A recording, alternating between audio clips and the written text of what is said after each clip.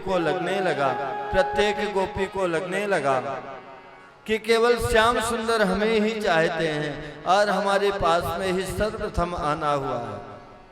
भगवान की लीला से मोहित होकर के समस्त गोपियां भ्रमित हो गईं। अहंकार मन में छा गया कि श्री भगवान हमें ही चाहते हैं, क्यों ना चाहें, हम इतनी सुंदर हैं, भगवान ही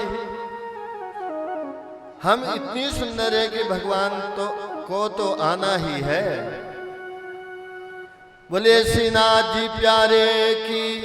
अपने रूप का अभिमान हो गया, अपने सौंदर्य का अभिमान हो गया, और जब अभिमान होता है तब श्री भगवान वहां से अदृश्य हो जाते हैं। श्री श्याम सुंदर भगवान वहां से अदृश्य हो गए और अदृश्य होने के पश्चात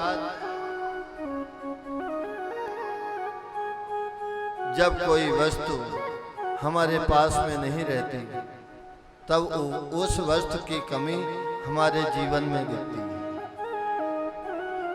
हमारे समाज में जो आज पुरुष वर्ग है या स्त्री वर्ग है, जब पुरुष वर्ग के पास से उनकी देवी जी मायके चली जाती हैं तो जब तक ससुराल में रहें तब तक इज्जत करें या ना करें, लेकिन जब बेलन और चौकी लेकर के रोटियां बनानी पड़ती है तब पत्नी ही याद आती है और तब उनकी कमी खिलती कि हाय राम, ये काम कितना भारी है और हमें करना पड़ रहा है। स्वयं वस्त्र धोने पड़ते हैं, स्वयं सारे गृह कार्य करने पड़ते हैं। कहने का तात्पर्य कि जो वस्तु हमारे पास में है उसका सम्मान जब तक है हम नहीं कर पाते। जब वह वस्तु हमारे पास से दूर चली जाती है तब उस वस्तु का सम्मान हो पाता है। जब वह वस्तु हमसे दूर चली जाती है तब उसकी कमी हमारे जीवन में दिखती है। विचार करें उस माँ को जिस माँ के पास में आज पति नहीं है, उसका जीवन कैसा होगा। हमारे जीवन में तो सब कुछ है, उस माँ से पूछें जिसके पास में पति नहीं है, चार संतानें हैं और 4 संतानें होने के पश्चात में वह माँ स्वयं कार्य को कर करके बाहर कार्य करती है और अपने पुत्र के लिए, अपने संतान के लिए वस्त्र लेकर के आती है, बाहर कार्य करती है, अपने संतान के लिए भोजन लेकर के आती है। उस माँ से उस पीड़ा को पूछिए पति ना होने का।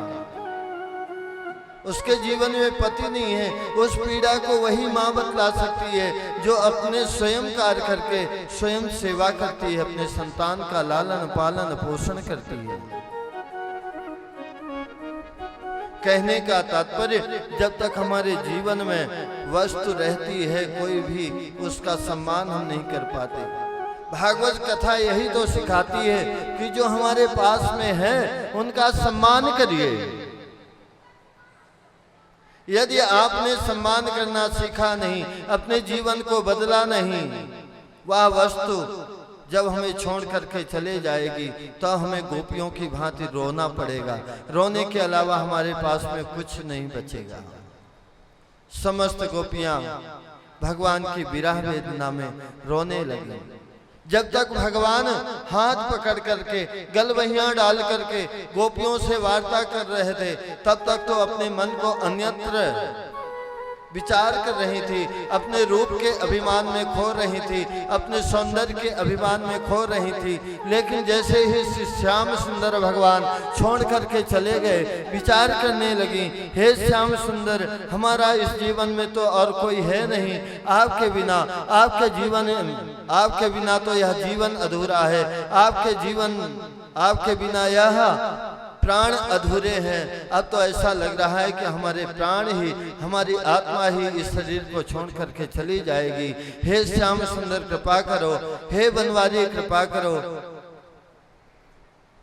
श्री भगवान की उन लीलाओं को याद करती हैं कि हे प्रभु, आपको यदि ऐसी ही विरह वेदना देनी थी तो आपने क्यों कृपा करी। आप हमें पूतना के द्वारा मर जाने दिया होता, आप हमें वाकासुर के द्वारा मर जाने दिया होता, आप हमें तृणावर्त के द्वारा मर जाने दिया होता, हम तृणावर्त का ग्रास बन जाती, हम यमुना जी के जहरीले विष युक्त जल को ग्रहण करके मृत्यु को प्राप्त हो जाती। आपने हमारी रक्षा क्यों करी? हे प्राण प्रीतम, यदि आपको यह विरह वेदना ही देनी थी तो आपने हमें इस धराधाम में क्यों बनाया?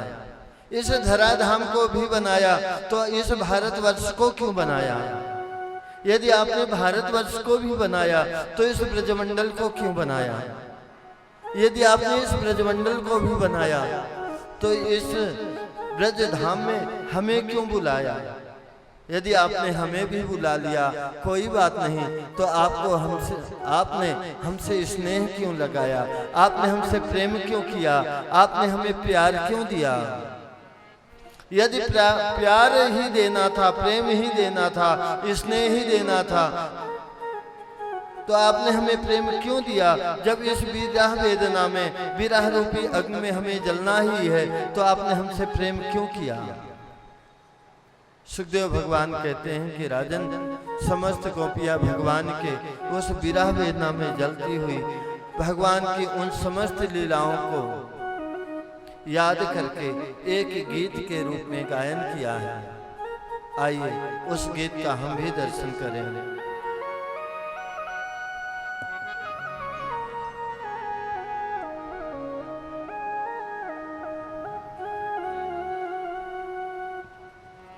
जयति तेऽधिकं जन्मना ब्रजा सयति इंदिरा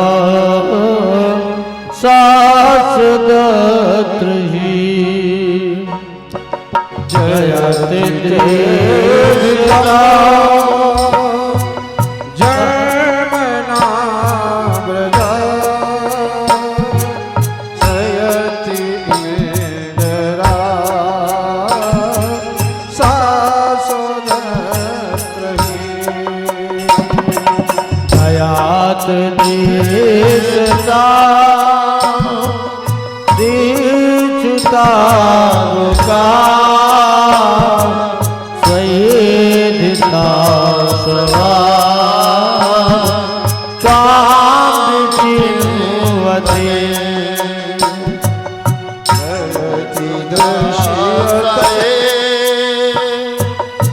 साधु दासता सरास जोरा श्री मुखादिशा सुरागनाथ देव सुरगदासिका पराग देव तो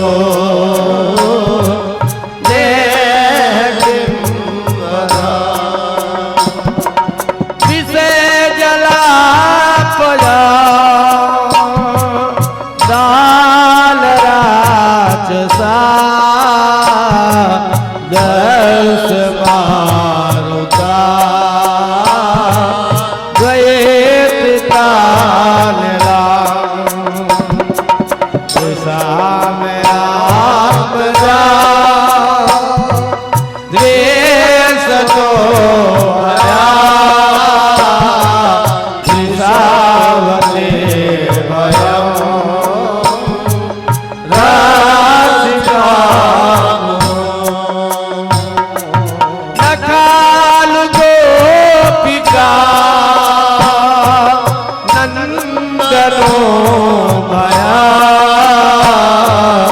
नखल देविता मंगलात का निशान सार तो वे सबो गए सखौदियवा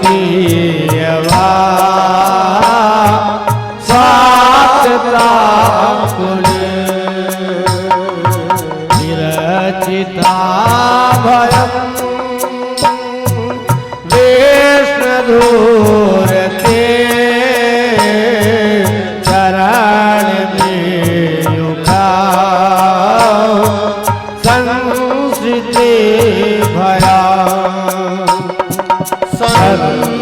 रे भया, संसिते भया। समस्त गोपियां भगवान के विरह वेदना में समाहित होकर के भगवान की उन समस्त लीलाओं को याद करती हैं।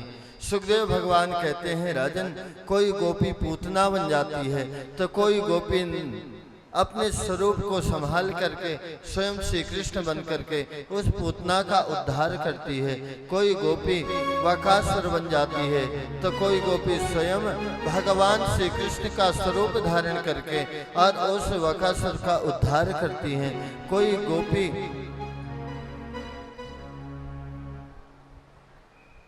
अघासुर का स्वरूप धारण करती है तो कोई गोपी कृष्ण का स्वरूप धारण करके और उनका उद्धार करती है। समस्त गोपियां भगवान ने जिन लीलाओं को ब्रज में संपादित किया है, चाहे माखन लीला हो, चाहे वह पनघट में बंसी बजाना हो, चाहे मटकी का तोड़ना हो, उन समस्त लीलाओं को याद करके और श्री भगवान को याद कर रही है। आंखों से अश्रुपात हो रहा है। सुखदेव भगवान कहते हैं, राजन, जब गोपियों के आंखों से अश्रुपात होने लगा, जिस प्रकार से एक माँ अपने बालक, रोते हुए बालक को दौड़ करके अपने हाथों से अपने गले लगा लेती है, उसी प्रकार से श्री भगवान भी अपने जीवों को रोता हुआ नहीं देख सकते। रोती हुई गोपियों के मध्य में श्री श्याम सुंदर भगवान अचानक ही प्रकट हो गए। बोलिए श्याम सुंदर भगवान की जय। नील सरोरो नील मणि नील नीरधर श्याम, लाजहि तन शोभा निरखी, कोटि कोटि सदकाम, कोटि कोटि सदकाम। करोड़ों कामदेव से युक्त श्री भगवान की अद्भुत शोभा, उस सौंदर्य के साथ में श्री भगवान प्रकट हुए हैं। बोलिए रास के रसिया की जय हो। देखिए, जयकारे से काम नहीं चलेगा। जैसे गोपियों के मध्य में श्री श्याम सुंदर भगवान प्रकट हुए हैं और गोपियां जो जल से निकाल देने के पश्चात मछली की भांति तड़प रही थी, वो गोपियों के जीवन में सांत्वना आ गई, आनंद मिल गया, सुख मिल गया। इसी प्रकार से हम जीवों के मध्य में भी श्री श्याम सुंदर प्रकट हुए हैं। ऐसी हमारी भावना हो तब हमें भागवत कथा श्रवण करने का भाव मिलेगा, लाभ मिलेगा। उस रहस्य में जाइए, उस लीला में जाइए, वह कल्पना करिए कि अभी तक हमारा जो जीवन था वह जीवन में श्री भगवान की कमी थी। आज हमें भागवत कथा श्रवण करने का लाभ मिला। आज श्री भगवान हम पर कृपा करने के लिए पधारे हैं। इसलिए अपने जीवन को धन्यवाद करते हुए भगवान के रूप सुंदर का पान करने के लिए अपने मन को प्रसन्न करिए। बोलिए श्रीनाथ जी प्यारे की राधे राधे राधे राधे राधे राधे राधे राधे राधे राधे राधे राधे राधे राधे राधे राधे राधे हो। राधे राधे राधे राधे राधे राधे राधे राधे राधे राधे राधे राधे राधे राधे राधे।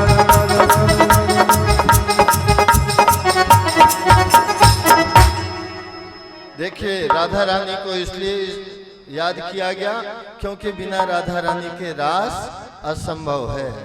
अब राधा रानी की अनुमति हो गई तो आइए हम सब उस राज का दर्शन करें बड़े भाव के साथ में, प्रेम के साथ में। बोलिए रास के रसिया की जय हो। रास के रसिया की जय हो। एक दिन वो भोले भंडारी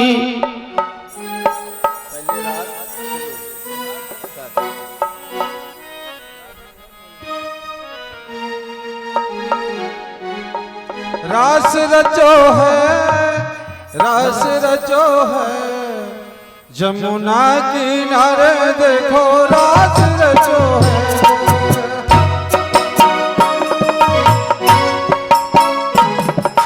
जमुना किनारे देखो रास रचो है, रास रचो है, रास रचो है,